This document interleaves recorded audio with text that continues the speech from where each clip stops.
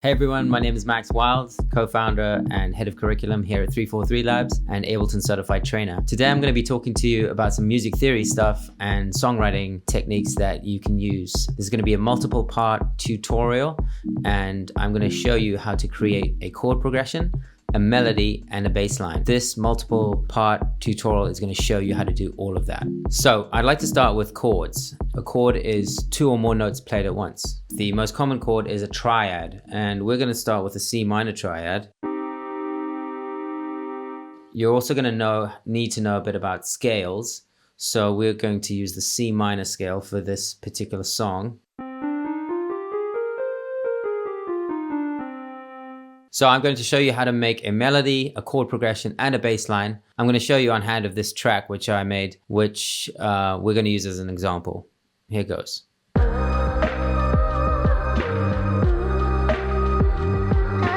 These are the chords.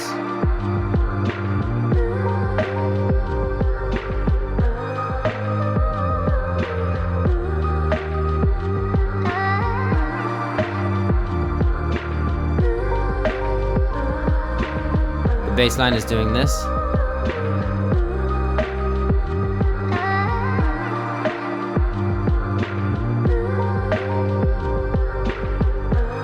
And then this is a vocal sample. Just a 4-bar vocal sample. And then the drums are doing this.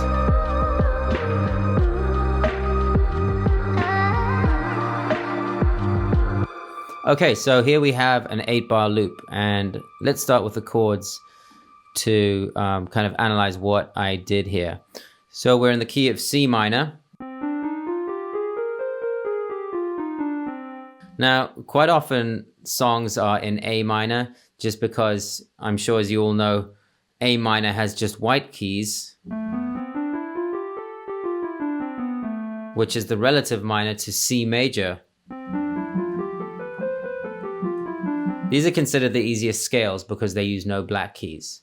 But it's actually quite easy to get to the C minor scale, which is considered the parallel minor to C major, by taking the third note of C major and lowering it by a half step. And then taking the 6th and 7th note and also lowering those.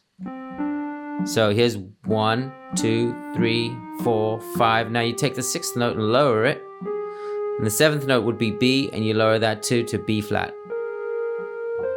So here's your C minor scale. And that's the parallel minor to C major. Now that's the key that we're going to be working in. And as you can see, we have a chord progression here consisting of 4 chords. So as you can see, these chords are kind of spread out and don't look like they are in your what we call root position. In root position, the chords look like this. I'm just going to solo them. So that's C minor, going to G minor, going to A flat minor, going back to G minor. Now, how did I get to that chord progression? Well, I took the notes of the C minor scale, and since I'm in C minor, I'm going to start on the C minor triad.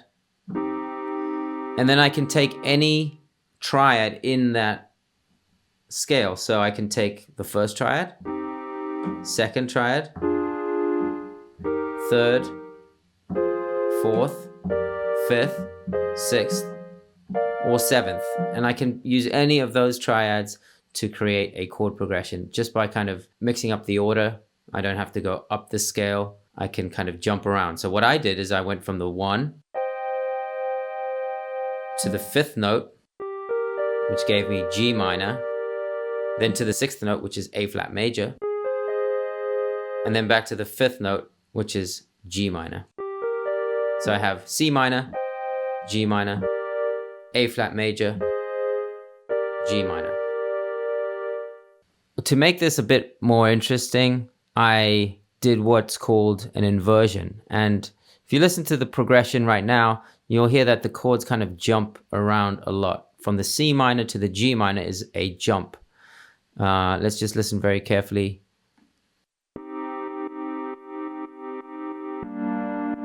That's a jump that I didn't want. So what I'm going to do is I'm going to take the lowest note of this G minor and bring it up an octave. And I have what's called a first inversion.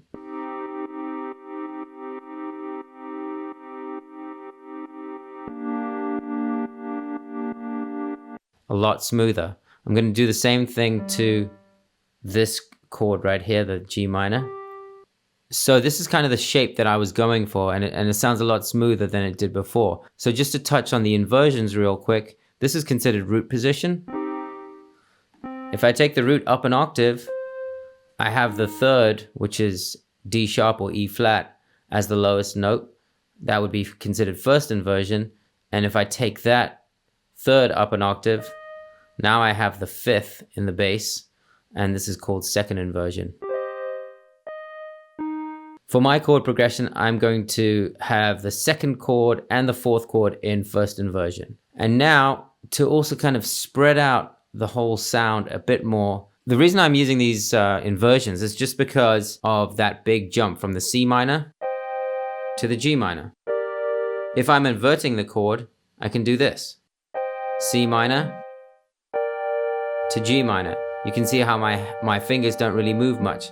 That G, the finger on the G is actually staying on the G and then moving to the G minor in first inversion. So that's the first thing to get a more what we call smooth voice leading. Now the next thing that I want to do is I want to open up the sound by breaking up the chord and spreading it out to get this sound that I have here in my original progression.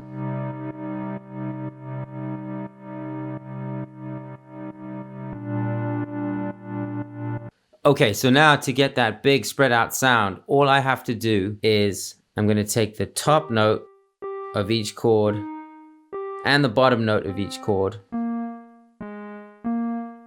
and drop them down an octave. Let's listen to what that sounds like.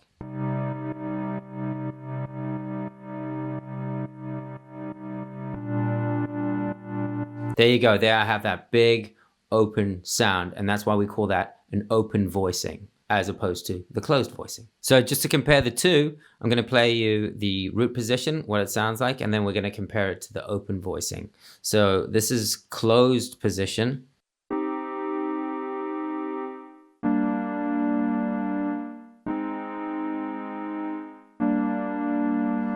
That's root position, closed position, and here are the inversions with the open position.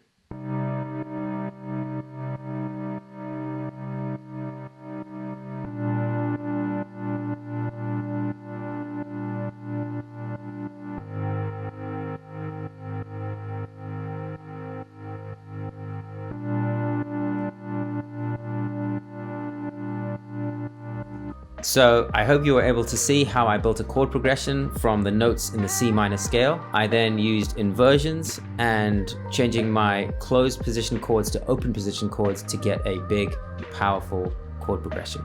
Stay tuned, because in the next video, we're going to be talking about how to construct a strong melody over this chord progression. Thanks for watching. Please subscribe if you want to see more tutorials like this. If you want to take courses in electronic music production in New York City or online, click the link below. My name is Max Wild. Thank you so much for watching, and we'll see you in the next video.